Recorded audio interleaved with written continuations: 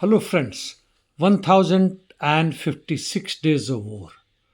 Even if the days are nearing for Trump to take over as president of the USA, the situation hasn't changed a bit, be it Middle East or Ukrainian front.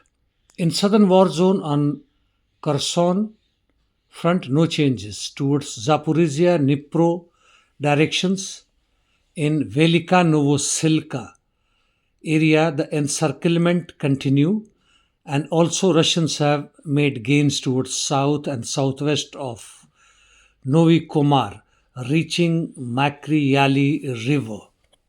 After capturing Neskuchene, Russians have entered outskirts of Remivka.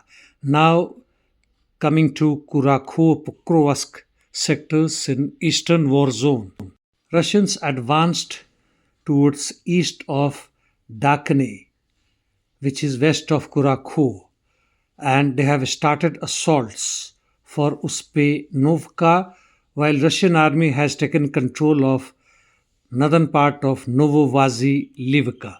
Fight is on towards eastern outskirts of Andrivka, while in south of Kurakhov, the forest belt in east of Daknoe, fight continues. Coming to Pokrovsk sector, there have been major gains for Russians, and almost on all the fronts the assaults are on. Basically towards Udakni, Novosargivka, Kotlina, and Zavorio area. In effort to encircle Pokrovsk, Russians have taken control of highway and railway about 2 kilometers long between Kotlina and Udakni. Call it Pokrovsk Mezo Highway, which is southwest of Pokrovsk and known as T0406. On the other side, Russians have made some small gains towards Elizavetovka area, and fight is on for T0504 highway this side and in Baranovka, Tarasovka area. This particular highway is Pokrovsk Konstantinivka highway, which is east of Pokrovsk. Pishane, which is north of Shevchenko, has been taken over by the Russians. It seems they will not be carrying out head-on attack in Pokrovsk as their flanks are moving.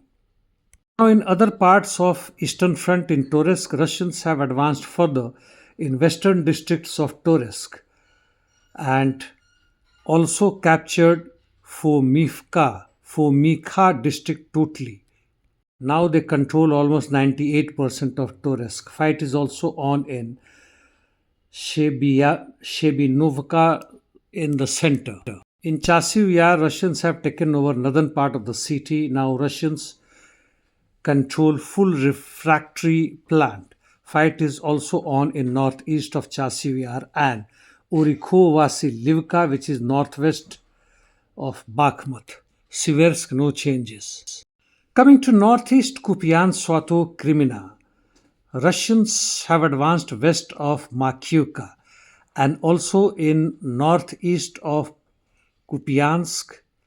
They have reached up to eastern parts of Dvorikna and forest belts, and Kalinovo is under their control now.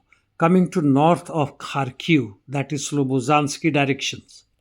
After a long time, as per ISW, Russians have advanced northeast outskirts of TK, which is in Volchansk area. No changes in Liptsy direction. Coming to Sudzha, in recent past, Ukrainians carried out several counterattacks to regain parts of Berdin, however, failed. Ruskoyo Pereknoe is under Russian army, while Russians also advance east of Sudzha and fight is on in the center of Makhnovka. Interdiction missions continuing as before. Ukrainians hit Bryansk with ATACMS. The target was chemical plant. Also, 9 of their UAVs attack Ruskaya compression station, which supplies fuel to Turk Stream pipeline but failed to achieve its targets. Coming to Palestine, Lebanon, Middle East, in Syria, the Syrian National Army, supported by Turkey and Turkey itself, are trying to destroy SDF supported by US as much as possible. Let us see how the entire thing unfolds. As far as Gaza Strip, southern Lebanon and western banks are concerned, situation by and large remains same. Counter attack continuing from both the sides. In Sudan, on Khartoum front, the government Sudanese armed forces offensive operation is on, and the advance in northern Khartoum governorate and captured Al Khili oil refinery. In Croatia, the president Zoran Milanović in runoff election defeated the ruling party's candidate by 74% to 26%. He is pro-Russia and anti-NATO, though entire turnout was only 45%. That's all.